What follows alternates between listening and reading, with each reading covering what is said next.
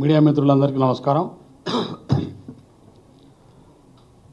ఈ పత్రికా మీడియా సమావేశంలో పాల్గొంటున్నటువంటి విపులకు, శాసనసభ్యులకు, శాసన మండలి సభ్యులకు అందరికీ పేరు పేరున హృదయపూర్వక నమస్కారం. గత కొన్ని రోజులుగా పార్టీలో జరుగుతున్నటువంటి అంతర్గత విషయాలు, పార్టీ క్రమశిక్షణ ఉల్లంఘించిన వారిపై కఠిన చర్య తీసుకోవాలని చెప్పి మేమందరం కూడా కోరుతా ఉన్నాం. ఏకవచనం.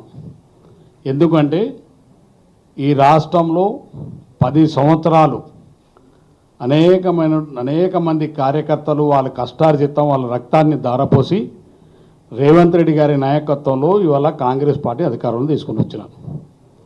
పోలీస్ కేసులు, వాళ్ళ ఆస్తులు పోగొట్టుకున్నారు, వాళ్ళ ప్రాణాలు పోగొట్టుకున్న అనేక మంది కార్యకర్తలు ఇవాళ ఈ రాష్ట్రంలో కాంగ్రెస్ పార్టీని ఆ రోజు అధికారంలో తేవడానికి రేవంత్ రెడ్డి గారు పడ్డటువంటి కష్టం మీకు తెలుసు, నాకు తెలుసు, మా అందరికీ తెలుసు.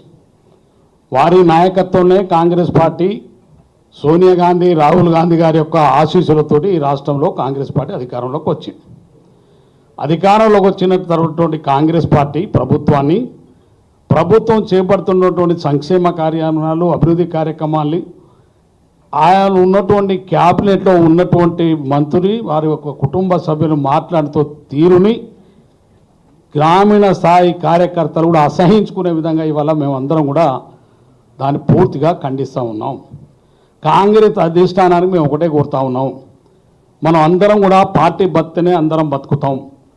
పార్టీ నష్టం జరిగితే ముఖ్యమంత్రి గారిని బలపరచాలనే ప్రతిపక్షాల కుట్రను వీళ్ళు అమలు చేస్తూనే ఉన్నారు.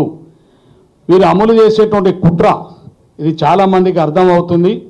తెలంగాణ ప్రజలు కూడా అర్థం చేసుకుంటున్నారు.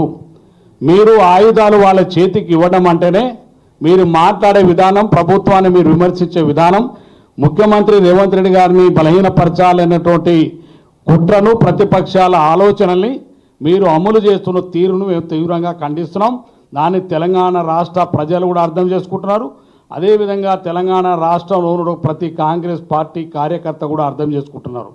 ఎవరు మాట్లాడినా ఇంతకుముందే మాట్లాడుతున్నారు, చిన్నారెడ్డి గారు మాట్లాడినా, ఇంకో రాజగోపాల్ గారు మాట్లాడినా, బాలునాయక్ మాట్లాడినా, క్రమశిక్షణ ఉల్లంఘించి కాంగ్రెస్ పార్టీ ప్రభుత్వాన్ని బలహీనపరిచేటువంటి కార్యక్రమాలు ఎవరు చేసినా, ముఖ్యమంత్రి గారిని బలహీనపరిచే, ముఖ్యమంత్రికి కాంగ్రెస్ పార్టీ ప్రభుత్వాన్ని బలహీనపరిచే పని ఎవరు చేసినా వారిపైన కఠినమైనటువంటి చర్య తీసుకోవాలని చెప్పేసి మేము అధిష్టానాన్ని కోరుతా ఉన్నాం. ఎందుకంటే కాంగ్రెస్ పార్టీ ప్రభుత్వం ఇవాళ ప్రజల సంక్షేమం, ప్రజలు ఇవాళ సంతోషంగా ఉన్నారు ముఖ్యమంత్రి గారు రేవంత్ గారి పట్ల. వీళ్ళందరూ మీరు ఎన్ని కుప్పగంతులు వేసినా, మీరు ఎన్ని చేసినా ఈ రాష్ట్రంలో తిరిగి మళ్ళీ కాంగ్రెస్ పార్టీకి అధికారంలో రావడం ఖాయం. రేవంత్ రెడ్డి గారి నాయకత్వంలో రెండోసారి కాంగ్రెస్ పార్టీ అధికారంలోకి వస్తుంది. వారి నాయకత్వంలో కాంగ్రెస్ పార్టీ ప్రభుత్వం ఏర్పడుతుంది.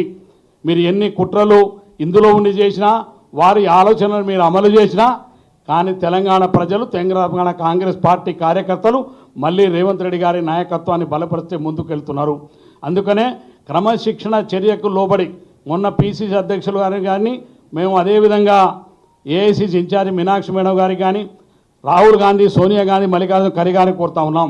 కాంగ్రెస్ పార్టీ క్రమశిక్షణ ఉల్లంఘించి మాట్లాడిన వాటి క్రమశిక్షణ చర్య తీసుకోండి. షోకాస్ నోటితోటి వదిలిపెట్టకండి. ఎందుకంటే వీరందరూ కూడా ఏ వారో బలహీనపరచలేరు, ప్రభుత్వాన్ని బలహీనపరుస్తున్నారు, కాంగ్రెస్ పార్టీని బలహీనపరుస్తున్నారు, మా అందరి భవిష్యత్తును బలహీనపరుస్తున్నారు, తెలంగాణ ప్రజల ఆశలను బలహీనపరుస్తున్నారు. కాబట్టి వారిపైన కఠినమైన చర్యలు తీసుకోవాలి. అది ఎవరైనా కావచ్చు, కులంతో సంబంధం లేదు, హోదాతోటి సంబంధం లేదు. ఎవరు కాంగ్రెస్ పార్టీ కార్యకర్తకు ఎవరైతే కాంగ్రెస్ పార్టీని బలహీనపరచాలనేటువంటి మాట్లాడితే వారిపైన కఠిన చర్యలు తీసుకోవాలని మా అందరి డిమాండ్. అందులో భాగంగానే మేము ఒకటే కోరుతా ఉన్నాం, ఏదైతే మీరు కాంగ్రెస్ పార్టీ మాట్లాడదలుచుకుంటే మీరు ముఖ్యమంత్రి గారితో విధంగా మాట్లాడండి, మీరు లోపల ఇంట్లో మాట్లాడుకోండి, మీ సమస్యలు ఉంటాయి. లేదు కాంగ్రెస్ పార్టీ అధిష్టానం రాహుల్ గాంధీ గారు ఉన్నారు, సోనియా గాంధీ గారు ఉన్నారు, ప్రియాంక గాంధీ గారు, మా అధ్యక్షులు ఖర్గే గారు ఉన్నారు, వారి దగ్గర పోయి మాట్లాడండి మీరు ఏమన్నా విషయాలు. కానీ మీరు పత్రిక ప్రకారంగా ప్రభుత్వం పైన, ముఖ్యమంత్రి గారి పైన మీరు మాట్లాడే విధానం ప్రతిపక్షాలు ఆయుధాలుగా మార్చి ఇవాళ కాంగ్రెస్ ప్రభుత్వాన్ని బలహీనపరిచే విధంగా చేస్తున్నట్టు విధానం సరైన విధానం కాదు. మీరు అనుకోవచ్చు ఆ టైం వరకు సోషల్ మీడియాలో ఆ టైం వరకు పత్రికలు పెద్దగా రాగానే ఇలా మేము చాలా పెద్దవాళ్ళం అయిపోతున్నాం అనుకుంటారు. కానీ మిమ్మల్ని చూసి కింద గ్రామీణ స్థాయిలో చూస్తున్నాం. గ్రామాల్లో కార్యకర్తలు ప్రజలు అసహించుకుంటున్నారు మీ యొక్క స్థాయిని చూసి. సొంత పార్టీలో ఉండి మనం కూర్చుంటే ఈ నీడనిచ్చే చెట్టు నరుకుంటే దుర్మార్గమైన సంస్కృతి, అది మంచి విధానం కాదు. ఏ నాయకుడైనా కావచ్చు, ఏ పార్టీలో కావచ్చు. రేపు మేము మాట్లాడినా, ఇంకెవరు మాట్లాడినా, ఎవరు మాట్లాడినా, ఎంత పెద్ద నాయకుడు మాట్లాడినా మీకు సమస్య ఉంటే అధిష్టానం చెప్పండి. కానీ పార్టీని నష్టపరిచేటువంటి మేము ఉన్నటువంటి శాసనసభ్యులం అందరిది ఇక్కడ మేము అందుబాటులో ఉన్న వాళ్ళు మాత్రమే ఇవాళ ఇక్కడ చేరుకున్నాం. మేము ఉన్నటువంటి శాసనసభ్యులు మా అందరి భవిష్యత్తు, తెలంగాణ రాష్ట్ర ప్రజల యొక్క భవిష్యత్తు, కాంగ్రెస్ పార్టీ భవిష్యత్తు రేవంత్ రెడ్డి గారి నాయకత్వంలో మాత్రమే బలపడుతుంది. ఈ ప్రభుత్వం ఉంటుంది కాబట్టి వారిని బలహీనపరిచే, కాంగ్రెస్ పార్టీ బలహీనపరిచే ఏ నాయకుడైనా వారిపైన కట్టి ఉన్నాను. ఇలా సురేఖ గారు నా కూతురుతో మాట్లాడదాం. మరి ఎందుకు ఖండించేది లేదు? మీరు క్యాబినెట్లో ఉంటారు, మీరు పక్కకు లేరు. క్యాబినెట్లో జరిగేటువంటి ప్రతి నిర్ణయాల్లో మీరు కూడా ఒక బాధ్యులు. అటువంటి ప్రభుత్వ నిర్ణయాల మీద మాట్లాడినప్పుడు మీ కూతురు, మీ కుటుంబంలో మీరు క్యాబినెట్ పదవులు, ఇందులో ఎవరు అర్హత లేని వాళ్ళు, అందరికీ అవకాశం ఉండి అందరూ అర్హత కలిగిన అయినా ప్రభుత్వం పార్టీ నిర్ణయించి మిమ్మల్ని క్యాబినెట్లో తీసుకున్నారు. కొంతమంది తీసుకున్నటువంటి వాళ్ళకి మిగతా మరి ప్రభుత్వాన్ని కాపాడవలసిన బాధ్యత ఇది. రేవంత్ రెడ్డి ఒకరు బలహీన పడితే మనం అందరం బలపడం. రేవంత్ రెడ్డి గారు బలహీన పడితే పార్టీ మొత్తం బలహీన పడుతుంది. ఆ బలహీన పడాలనే కుట్ర అవతల ప్రతిపక్షాలు బీజేపీ టీఆర్ఎస్ తోటి సాధ్యం కావట్లేదు. అందుకనే వితిన్ పార్టీలో కొంతమంది ఇవాళ మీ ద్వారా బలహీనపరచాలనే కుట్రను మేము కఠినంగా ఖండిస్తూ ఉన్నాం. వారిపైన కఠినమైన చర్య తీసుకోవాలని కాంగ్రెస్ పార్టీ అధిష్టానాన్ని కోరుతూ అందరి నా ఒక అభిప్రాయం కాదు, అందరి శాసనసభ్యుల అభిప్రాయాన్ని మేము ఇలా ఈ సభ ద్వారా తెలియజేస్తాను. ధన్యవాదాలు.